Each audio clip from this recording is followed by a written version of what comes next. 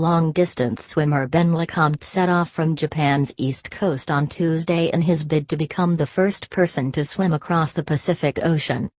Lecomte's two children Max and Anna swam out with him for a few hundred meters before leaving the 50-year-old Frenchman to continue the task of crossing the world's largest expanse of water.